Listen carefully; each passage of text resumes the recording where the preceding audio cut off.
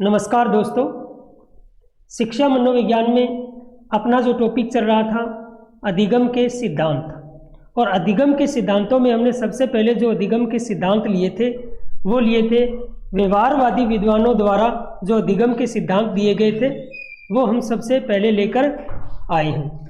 और व्यवहारवादी विद्वानों में हमने थॉर्नडाइक का जो अधिगम का सिद्धांत था वो पढ़ लिया, उसके बाद में पावलोव का जो सिद्धांत था वो भी पढ़ लिया।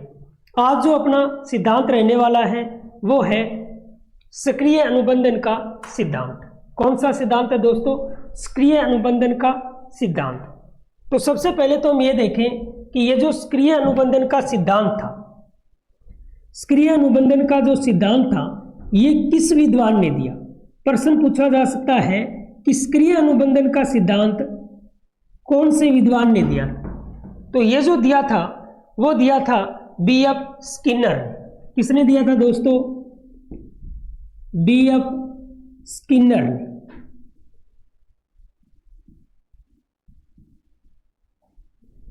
तो सक्रिय अनुबंधन का सिद्धांत देने वाले जो विद्वान थे वो कौन थे?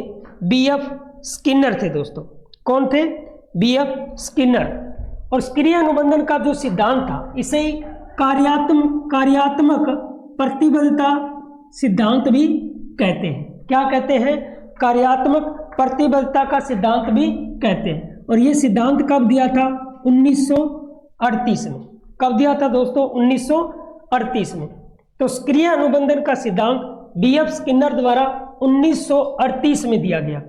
कब दिया गया? 1938 में दिया गया। अब सक्रिय अनुबंधन का जो सिद्धांत दिया था B.F. स्किनर ने, तो B.F. स्किनर ने क्या किया था कि इसके लिए दो प्रयोग किए थे। कितने प्रयोग किए थे? तो स्किनर ने दो प्रयोग किए थे। कितने प्रयोग थे? दो प्रयोग किए थे। तो सबसे पहला जो प्रयोग किया था वो किस पे किया था? चूहे पर। किस पे किया था दोस्तों? चूहे पे किया था।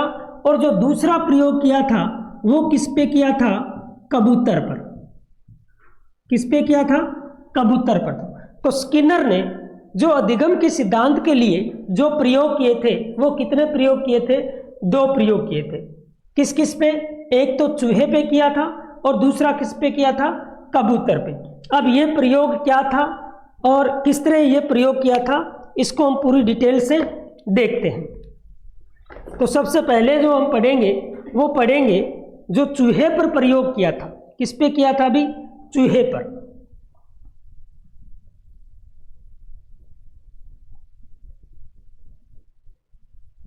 सक्रिय अनुबंधन का सिद्धांत कौन से विद्वान ने दिया था? अभी यदि आपसे पूछे कि सक्रिय अनुबंधन का सिद्धांत देने वाले विद्वान कौन थे तो वो कौन थे? भी B.F. स्किनर थे। कौन थे? B.F. स्किनर। और कब दिया था ये? 1938 में। कब दिया था? 1938 में दिया था। इससे पहले जो मैंने आपको दो सिद्धांत करवाए थे, थॉर्नडाइक का सिद्धांत। थॉर्नडाइक का सिद्धांत कब दिया गया था? 1913 में दिया गया था। और पावलोव का जो सिद्धांत था वो कब दिया गया था? 1904 में दिया था। और स्किनर ने जो सिद्धांत दिया है वो कब दिया है? 1938 में दिया है। तो इनके जो ये सन है ये भी आप अच्छी तरह से याद रखना कि कौन सा सिद्धांत कब और किस विद्वान ने दिया था। तो मैंने आपको बताया था कि B.F. स्किनर ने क्या किया कि दो प्रयोग किए थे। कितने प्रयोग किए थे? दो प्रयोग। सबसे पहला जो प्रयोग किया था वो किस पे किया था? भी चूहे पर। सबसे पहला जो प्रयोग था वो किस पे किया था? चूहे पे किया था। अब चूहे पे प्रयोग जो किया था तो इन्होंने क्या किया कि एक बॉक्स लिया था। क्या लिया था? एक बॉक्स लिया था।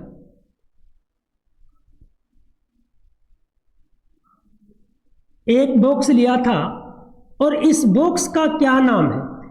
यह भी प्रश्न पूछा जा सकता है कि चूहे का प्रयोग किया था और इसके लिए जो एक बॉक्स लिया था उस बॉक्स का क्या नाम था? तो उस बॉक्स का नाम था बार प्रेसिंग ऑपरेटर बॉक्स। क्या नाम था दोस्तों?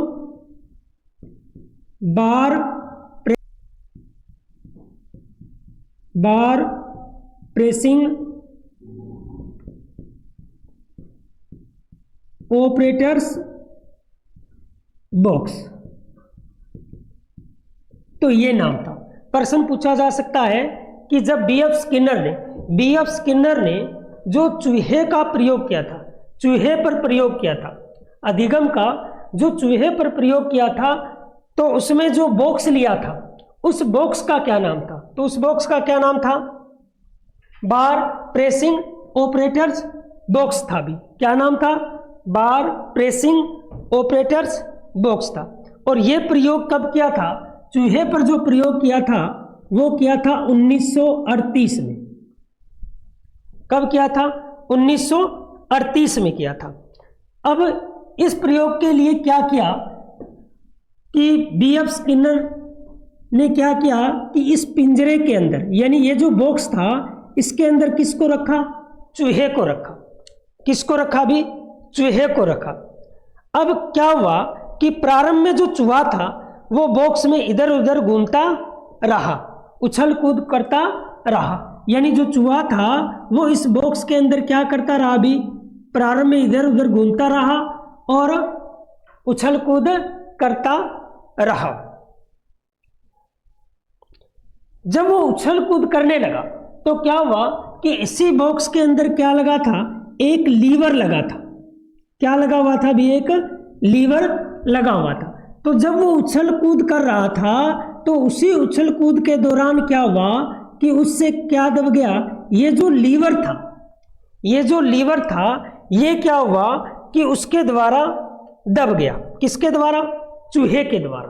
तो चूहा जब यहाँ इस बॉक्स के अंदर, यानी इस बॉक्स के अंदर जब चूहा घूम रहा था, उछल कूद कर रहा था, उसी दौरान क्या हुआ कि इस बॉक्स का जो लीवर था वो दब गया।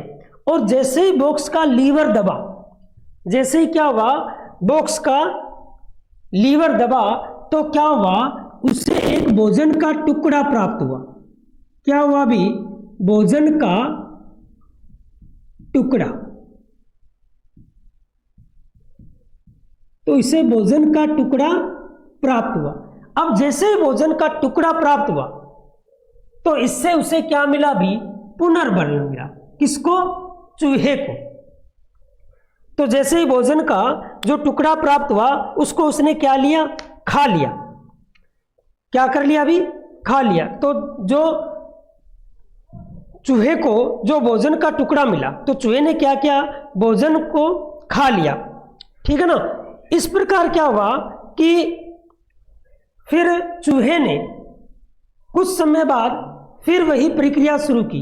यानी जब उसको भूख लगी तो उसने वही प्रक्रिया प्रारंभ की। और उसी प्रक्रिया के दौरान फिर क्या हुआ कि इसका लीवर दब गया। किसका? बॉक्स का। इस बॉक्स का लीवर दब गया और दबने के बाद फिर क्या प्राप्त हुआ? इसे एक भोजन का टुकड़ा प्राप्त हुआ। इस तरह से देखें तो धीरे धीरे जो चूहा था वो क्या हुआ? इस प्रक्रिया को सीख गया। अब चूहा क्या करता कि डायरेक्ट इस लीवर को दबाता और इसे भोजन का टुकड़ा प्राप्त हो जाता। इस तरह से चूहे में क्या हो गया? एक अधिगम हो गया। इस प्रकार से चूहे को क्या हो गया? एक अधिगम हो गया। तो ये क्या था? स्किनर ने जो चूहे पर प्रयोग किया था। किस पे प्रयोग किया था? भी चूहे पर प्रयोग किया था। कब? 1938 में। दूसरा जो प्रयोग था, दूसरा जो प्रयोग किया था वो किस पे किया था? भी कबूतर पर। किस पे प्रयोग किया था? भी कबूतर पर प्रयोग किया था। और यह कबूतर पर प्रयोग कब किया था? भी 1943 में किया था। तो कबूतर पर प्रयोग कब किया? 1943 में किया। 1943 में किया। भी इसमें क्या हुआ कि स्किनर ने क्या किया कि कबूतर को एक बॉक्स के अंदर, किसके अंदर? भी एक बॉक्स के अंदर बंद किया। तो अब की बार किसको बंद किया है? एक कबूतर को बंद किया। इस बॉक्स के अंदर है, इसको बंद किया है। भी एक कबूतर को बंद किया है और इस बॉक्स को कबूतर बॉक्स कहा। क्या कहा? भी कबूतर बॉक्स।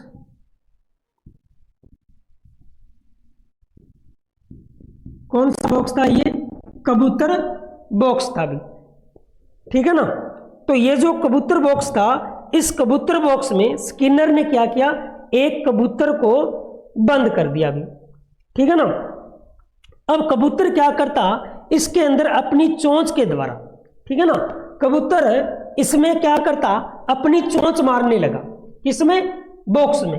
तो जब इस बॉक्स में कबूतर अपनी चोंच मारने लगा तो क्या हुआ कि इस बॉक्स की जो कुंजी लगी हुई थी, क्या लगी हुई थी, जो कुंजी लगी हुई थी, जैसे इस तरह से क्या लगा हुआ था, एक लीवर लगा हुआ था, लीवर लगा हुआ था ना, इसी तरह से इस बॉक्स में क्या लगी हुई थी, एक कुंजी लगी हुई थी, और उस कुंजी पर उसने क्या की, चोंच मारी भी। उस कुंजी पर जैसे ही कबूतर ने क्या मारी, चोंच मारी, ये जो कुंजी लगी हुई थी इस पे कबूतर ने क्या किया, चोंच मारी। जैसे ही चोंच मारी तो उसे क्या मिला, एक दाना मिला, यानी भोजन का एक दाना मिल गया।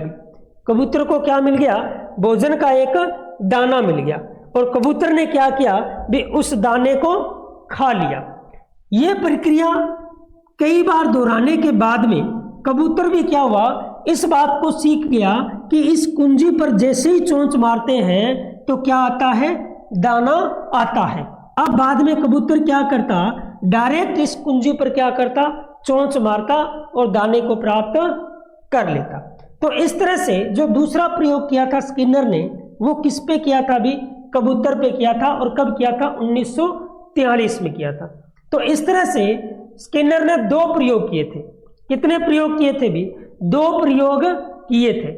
तो इसमें हम देखें तो इस सिद्धांत में, यानी स्किनर ने जो ये सिद्धांत दिया था, इस सिद्धांत में यानी पहले जो उद्दीपन की बात कही गई थी, यानी जैसे हमने थोरनडाइक वाला पढ़ा था और पावलोव वाला पढ़ा था। देखो इसमें और उन दोनों में क्या अंतर है। देखो थोरनडाइक ने क्या कहा था कि क्या होना चाहिए, एक उद्दीपक होना चाहिए, यानी किसी के आगे क्या होना चाहिए, एक उद्दीपक होना चाहिए, तभी व्यक्ति क्या करेगा, कोई ना कोई क्रिया करेगा। जैसे बिल्ली के लिए उद्दीपक क्या था, जो बिल्ली थी उसके लिए उद्दीपक क्या था, मांस का टुकड़ा, क्या था भी, मांस का टुकड़ा था। तो इसमें थोरनडाइक ने यह कहा कि जब तक ये उद्दीपक यानी ये मांस का टुकड़ा नहीं होता तो बिल्ली कोई अनुक्रिया नहीं करती। सेम यही किस पे किया भी, कुत्ते पर। कुत्ते पर किसने किया था, पावलोव ने। उसने भी क्या किया, उद्दीपक, उद्दीपक क्या लिया था उसने, भोजन को। किसको लिया था भी, भोजन को। तो उसने कहा भी कुत्ते में जो लार आती है, कुत्ते में जो लार आती है वो किसको देखकर आती है, भोजन को देखकर आती है। तो इसका मतलब इन दोनों ने ये कहा कि यदि किसी को अधिगम करवाना है तो उसके लिए क्या होना चाहिए, उद्दीपक होना चाहिए। लेकिन इस बात को स्किनर ने क्या कर दिया, नकार दिया।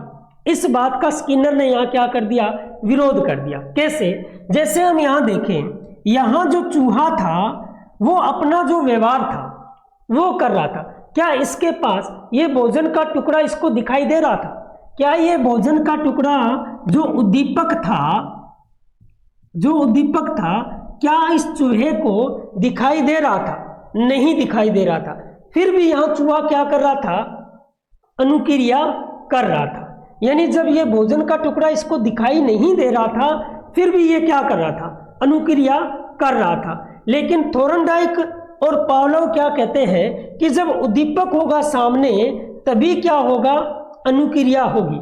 लेकिन इस बात को इसने यहां का क्या कर दिया, पूरी तरह से नकार दिया कि जब उद्दीपक सामने न हो तो भी क्या करेगा, वो अपनी व्यवहारिक जो क्रियाएं हैं वो जरूर करेगा।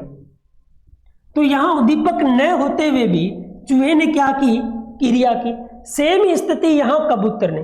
क्या ये कबूतर को ये दाना दिखाई दे रहा था, नहीं दिखाई दे रहा था।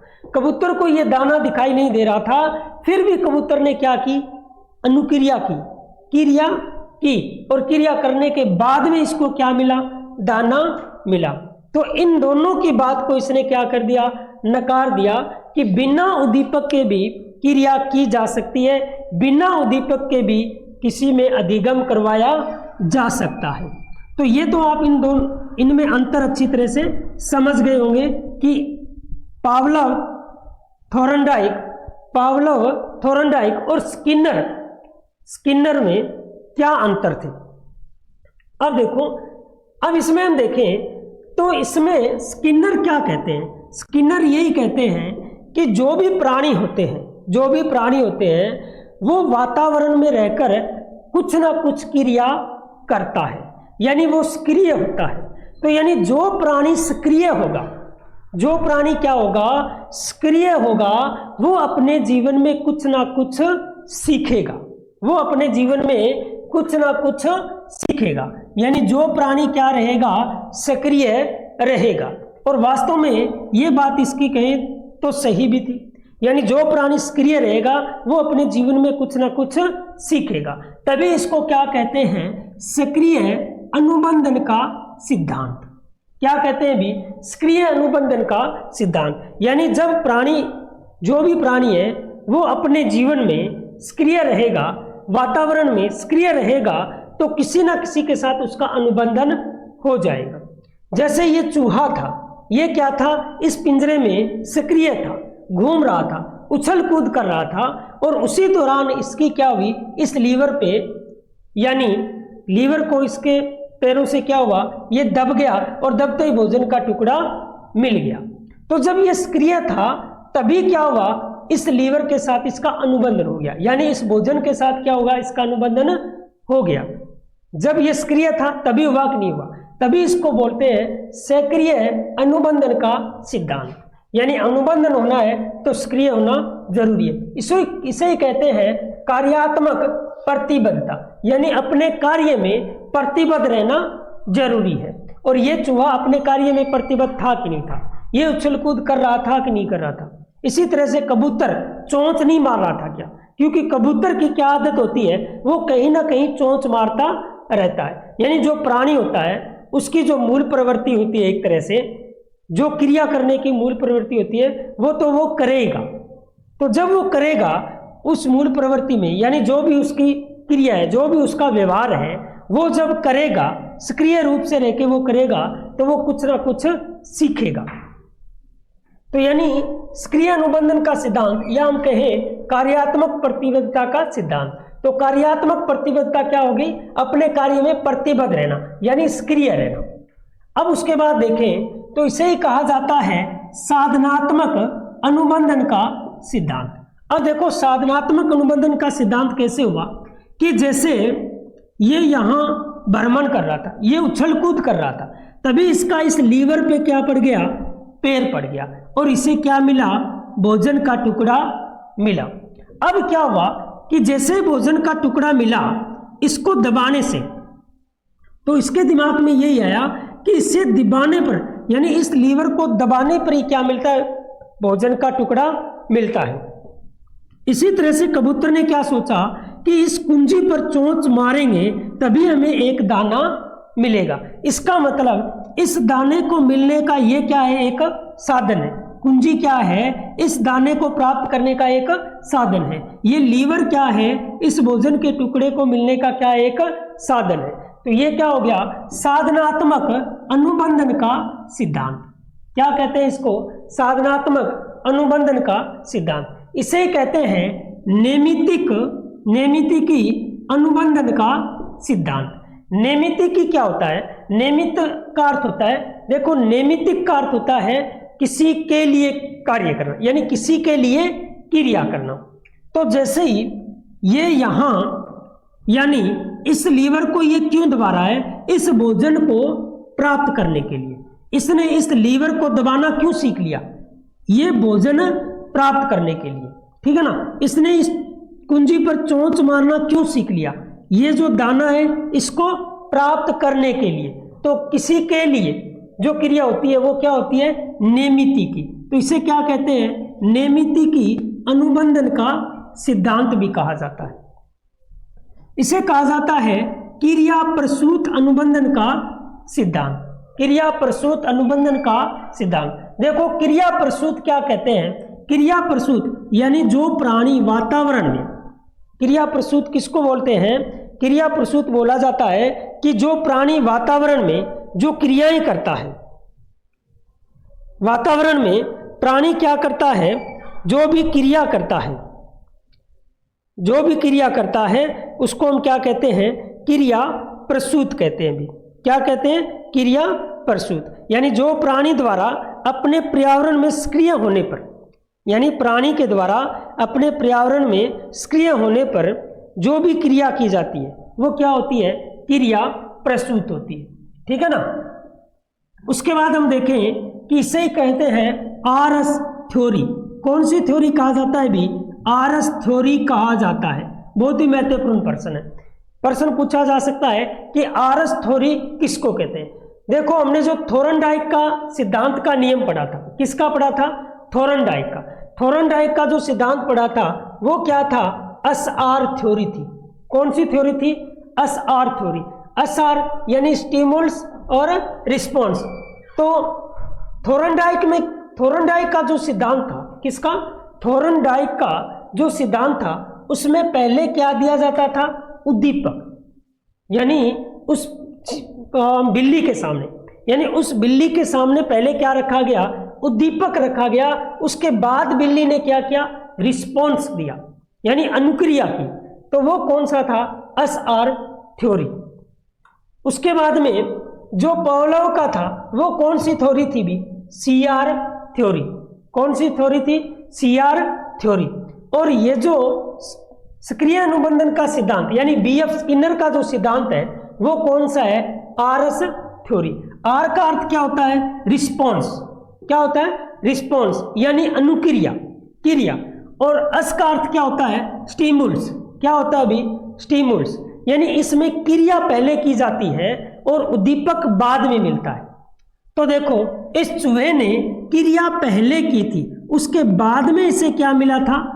भोजन मिला था। यानी उद्दीपक उसको बाद में मिला था, क्रिया यानी अनुक्रिया इसने क्या की थी?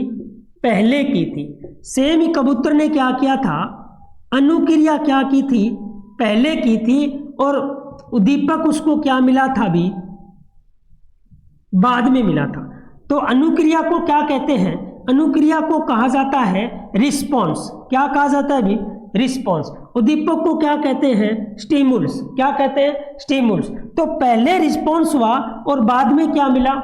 स्टिमुल्स मिला। इसीलिए इसको कहा जाता है आरस थ्योरी। कौन सी थ्योरी कहा जाता है भी? आरस थ्योरी। इसे कहा जाता है ऑपरेंट कंडीशनिंग थ्योरी। यानी सक्रिय अनुबंधन को ही इंग्लिश में क्या कहा जाता है? ऑपरेंट कंडीशनिंग थ्योरी कहा जाता है। इसे कहा जाता है प्रेरणास्पद अनुबंधन। क्या कहा जाता है भी? प्रेरणास्पद अनुबंधन। यानी इसको जब दाना मिला, कबूतर को जब दाना मिला तो दाना मिलने के बाद इसने अपनी क्रिया को क्या कर दिया भी? तेज कर दिया। क्रिया को क्या कर दिया? तेज। यानी जैसे ही दाना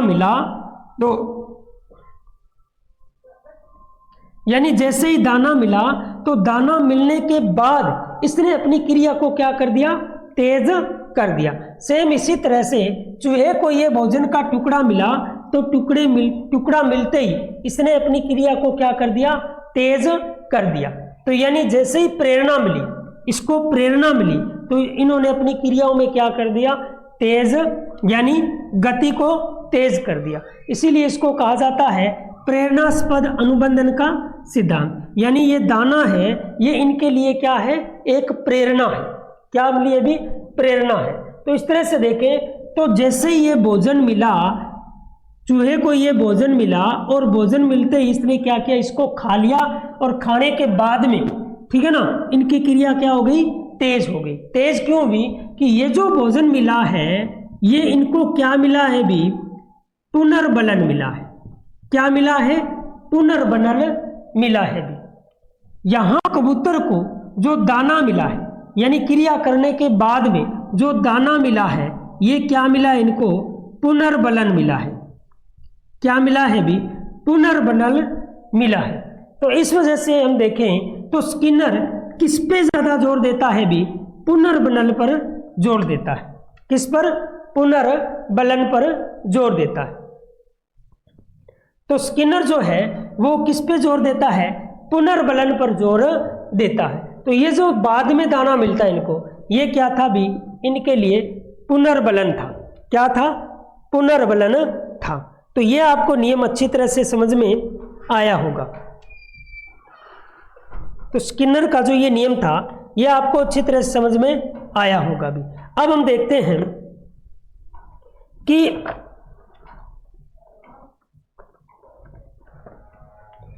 ये जो स्किनर ने जो पुनर्बलन दिया, इसको कितना प्रकार बताया अभी? 2 प्रकार बताए हैं। तो स्किनर ने जो ये पुनर्बलन बताए, ये कितने प्रकार के बताए भी? 2 प्रकार के।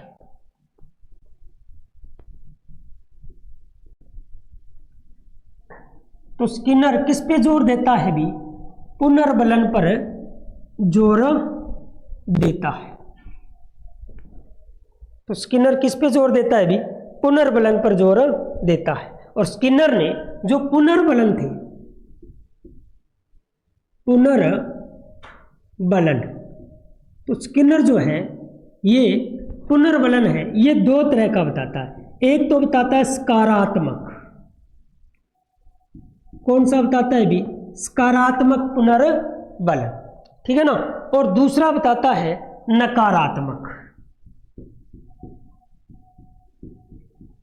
नकारात्मक पुनर्बलन। तो स्किनर ने कितने पुनर्बलन बताए हैं भी? 2 बताए हैं, सकारात्मक और नकारात्मक भी। और पुनर्बलन का जो तरीका बताया, पुनर्बलन का जो तरीका बताया वो भी कितने बताए भी? 2 तरीके बताए। एक तो कौन सा बताया भी? सतत बताया। सतत का अर्थ हो गया लंबे समय तक पुनर्बलन देना, ठीक है ना, लंबे समय तक पुनर्बलन देना। एक बताया आंशिक। कौन सा बताया अभी? आंशिक पुनर्बलन। आंशिक कौन सा था? थोड़े समय के लिए, थोड़े समय के लिए पुनर्बलन देना। तो इस तरह से देखें तो पुनर्बलन के प्रकार बताए तो कितने थे भी? 2 प्रकार। कौन कौन से? सकारात्मक, दूसरा कौन सा था? नकारात्मक। तरीके कितने बताए थे भी? 2 तरीके बताए थे। एक तो सतत यानी लंबे समय तक पुनर्बलन देना, और एक कौन सा बताया था भी? आंशिक पुनर्बलन यानी थोड़े समय के लिए क्या देना? पुनर्बलन देना। तो इस तरह से ये 2 बताए थे भी। अब स्किनर ने जो ये बॉक्स लिए थे, क्या लिए थे?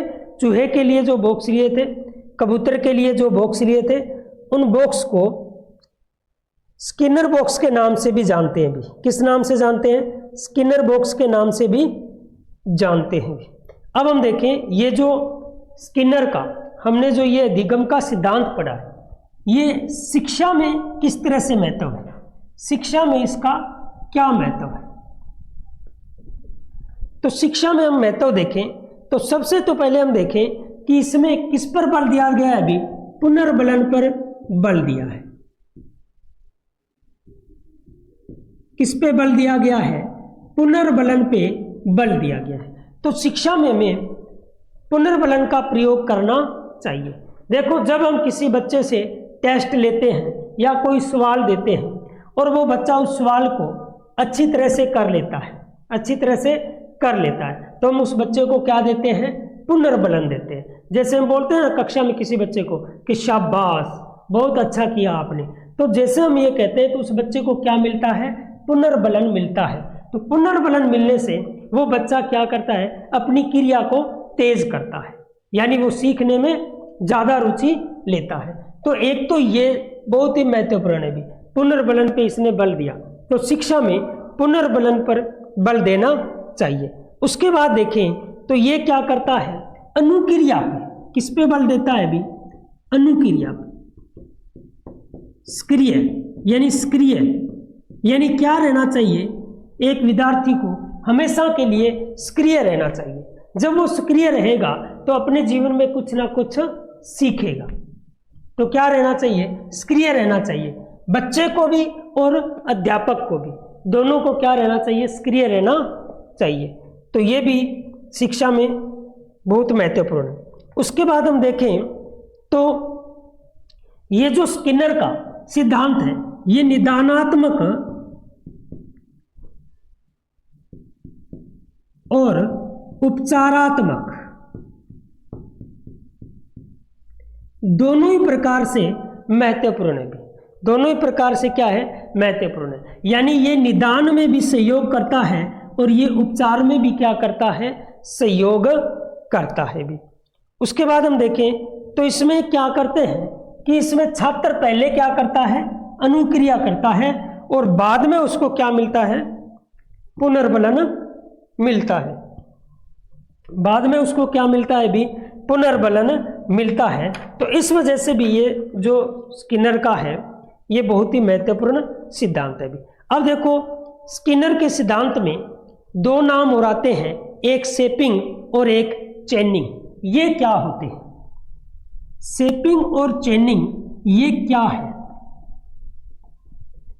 तो स्किनर के सिद्धांत में हम देखें तो एक तो होता है शेपिंग, क्या नाम होता है भी, शेपिंग होता है, ठीक है ना।